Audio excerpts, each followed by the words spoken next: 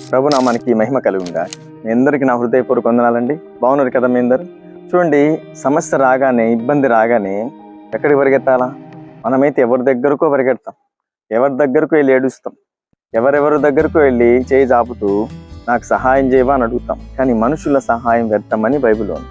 ఎవరిని ఆశ్రయించాలా? ప్రభు సన్నిధికి పరిగెత్తుకుంటూ వెళ్ళి ఆయన మోకరించాలి. ఒక మాట మీకు జ్ఞాపకం చేస్తాం. కీర్తన 32వ అధ్యాయం 7వ వచనం, నా దాగు చోటు నీవే, శ్రమలో నుండి నీవు నన్ను రక్షించెదవు. దేవునికి స్తోత్రం కలుగును గాక.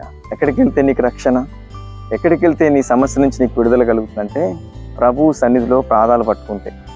ఆయన ఇక్కడ అంటుంది వాక్యం, నా దాగు చోటు నీవే.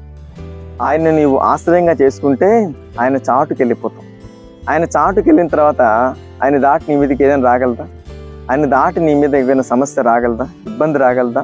కరువు రాగలదా? రోగం రాగలదా? ఏది ఆయన దాటి నేను ఏది టచ్ చేయలేదు. ఎందుకంటే నువ్వు ఆయన్ని ఆశ్రయంగా చేసుకున్నావు కాబట్టి, ఆయన వెనకాలకి వెళ్ళి దాక్కున్నావు కాబట్టి దుష్టుడు ఎంత మాత్రం నేను ముట్టలేడు. ఒక చిన్న విషయం చెప్తాను మీకు. ఒక కుందేలట పరిగెడతా ఉంది, వెనక తోడేలు దాన్ని వెంబడిస్తూ ఉంది. ఎట్లనే దీన్ని పట్టుకోవాలా, ఇది నాకు మంచి ఆహారం చెప్పి ఉత్సాహంగా పరిగెడతా ఉంది తోడేలు. ఇది ప్రాణభయంతో పరిగెత్తి ఒక 2 బండల కొండలోకి వెళ్ళి ఒక 2 బండల సందులోకి దూరి. ఈ చిన్న కుందేలు అందులో పట్టింది, కానీ తోడేలకు మాత్రం మూతికి మాత్రం ఇది అందలేదు.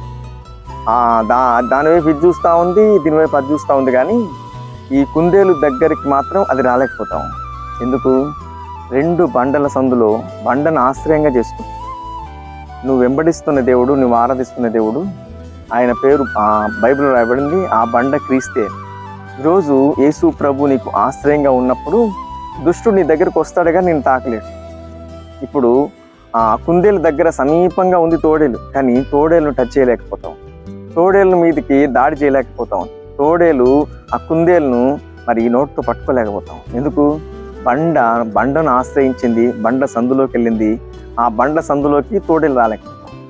ఈరోజు దుష్టుడు నీకు సమీపంగా ఉండొచ్చు, నిన్ను పాడు చేయాలని తన హస్తం చాపొచ్చు, కానీ నువ్వు ఆశ్రయంగా చేసుకున్న దేవుని దాటేది రాలేదు. ఈరోజు ఎవరి దగ్గరికి వెళ్తున్నావు? మరి ఎవ్వరి దగ్గరికి వెళ్ళకుండా నీకు సహాయం చేయగల దేవుని దగ్గరికి వచ్చి ఆయన్ను ఆశ్రయంగా నువ్వు చేసుకుంటే నీ సమస్యలు నీకు కనిపించినంత దూరంగా వెళ్ళిపోతాయి. నీ ప్రాబ్లమ్స్ నీకు కనిపించినంత దూరంగా ఆయన తీసి పారేస్తాడు. నీకు సంతోషం కలిగిస్తాడు, సమాధానం కలిగిస్తాడు, స్వస్థత కలిగిస్తాడు.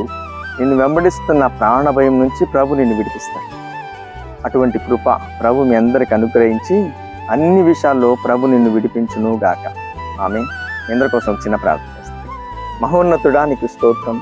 ఈ మాటలు వింటున్న ప్రతి బిడ్డలు ధైర్యం తెచ్చుకోవాలి. నా ప్రభు నాకు సహాయకుడు, నా దాగు చోటు ఆయనేనని ఎవరైతే ప్రభువైన యేసుక్రీస్తును ఆశ్రయంగా చేసుకుంటారో వారి జీవితంలో ఏ ప్రాబ్లం వారికి ఎదురుగా నిలబడి, ఏ సమస్య వారిని వేధించదు, ఏ భయానికి వారు లొంగిపోరు.